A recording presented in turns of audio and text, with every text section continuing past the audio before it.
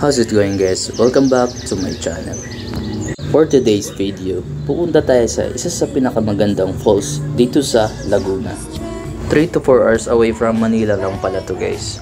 Pag pumunta kayo dito guys, pwede kayo mag 4 wheels or 2 wheels. So after ng orientation and signing of waiver guys, nyo pala sumakay ng tricycle for about 10 to 15 minutes. 20 pesos pala pamasahe guys, kada person. Bandang 6:35 AM guys, nag-start na kami maglakad-lakad guys. So habang naglalakad kayo guys, may makikita na kayong napakagandang breathtaking view. After nun guys, may madadaanan pala kayong maliit na sapa. Daan-daan lang pala kayo sa paglakad guys kasi medyo maputik ang daan papunta dun sa unang falls. So dahil 3 falls ang napili namin guys, nuna namin puntahan ang Talay Falls. So nasa 20 to 30 minutes pala na lakad to guys, galing dun sa pinaka starting point. At umakyat lang kami na bahagya para dun sa next falls. At daan-daan lang yung pag-akyat nyo dito guys kasi madulas din ang mga bato rito. So after nyo umakyat guys, bumungad sa inyo napaka-instagrammable na hidden falls. Kapag tapos na kayo mag-take ng pictures guys, balik kayo dun sa Talay Falls para kunin yung mga iniwang gamit. At dun din kayo dadaan papuntang exciting part. So papunta sa exciting part guys, may madadaanan kayong campsite.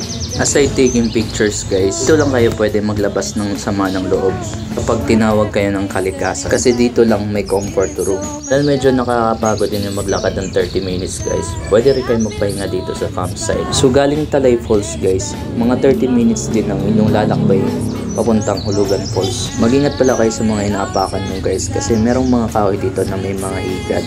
At dahil malaylayo pa ang ating lalakbayin guys, hinanda na namin ang aming mga sarili. Kasi alam naman natin mas mahirap bumaba kaysa umakyat.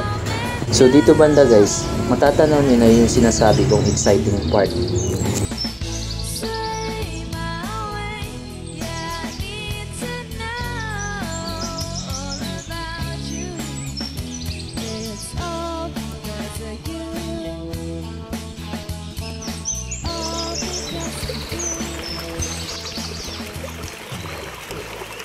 So ito na yung sinasabi kong exciting part guys, ang Hulugan Falls na matatagpuan sa Laguna, Louisiana. Yung trivia pala guys, alam nyo ba kung bakit tinawag tong Hulugan Falls? Kasi nung unang panahon daw guys, marami daw nahuhulog na kalabaw mula sa taas. 70 meters or 230 feet pala kataas ang Hulugan Falls guys.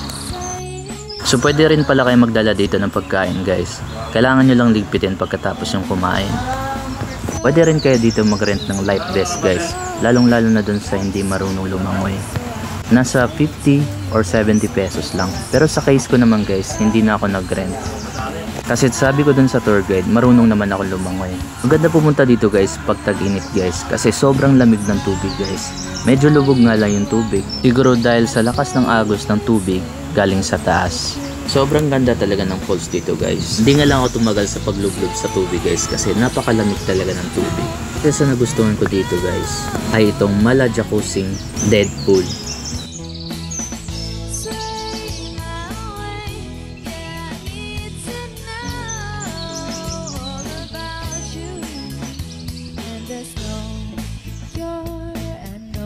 Dito talaga maganda kumuha ng picture guys, and ingat lang kayo kasi medyo madulas ang mga bato dito.